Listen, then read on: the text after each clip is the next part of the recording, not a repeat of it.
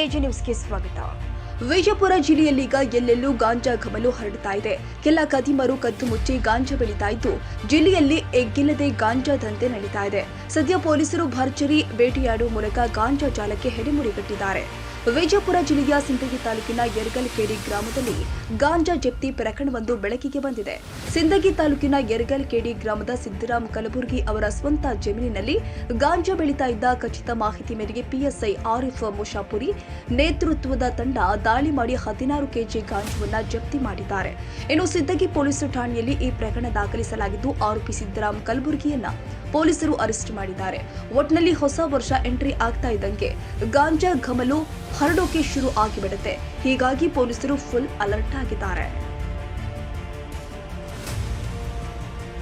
ಕನ್ನಡಿಗರ ಮೆಚ್ಚಿನ ನಿಮ್ಮ ಎಜೆ 24/7 ನ್ಯೂಸ್ ಕನ್ನಡ ವಾಹಿನಿ ಇದೀಗ ಟಿವಿಯಲ್ಲಿ ಲಭ್ಯ. ವೇಳೆ ನೋಟಿಸ್ ಕೊಟ್ಟಿದ್ರೆ ವಾಪಸ್ ತಗೋತೀವಿ.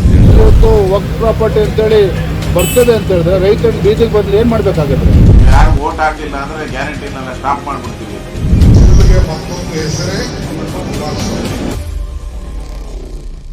ಕರ್ನಾಟಕ ಮತ್ತು ದೇಶ ವಿದೇಶ 360 ಡಿಗ್ರಿ ಸುದ್ದಿ ಹಾಗೂ ಉತ್ತರ ಕರ್ನಾಟಕ ಬೆಳಗಾವಿ, ಬಾಗಲಕೋಟೆ, ಧಾರವಾಡ, ಹಾವೇರಿ, ಗದಗ, ಬಿಜಾಪುರ ಜಿಲ್ಲೆಯ ಕ್ಷಣದ ವಿವರವನ್ನ ಪಡೆಯುವುದಕ್ಕೆ ಎಜೆ 24/7 ನ್ಯೂಸ್ ಕನ್ನಡ ವಾಹಿನಿಯನ್ನ ಲೈಕ್ ಮಾಡಿ, ವಿಡಿಯೋಗಳನ್ನ ಶೇರ್ ಮಾಡಿ, ಕಮೆಂಟ್ ಮಾಡುವ ಮೂಲಕ ನಮ್ಮ ವಾಹಿನಿಗೆ ಸಹಕಾರ ನೀಡಿ ಮತ್ತು ಚಾನೆಲ್ ಅನ್ನ ಸಬ್ಸ್ಕ್ರೈಬ್ ಮಾಡಿ. ಧನ್ಯವಾದಗಳು.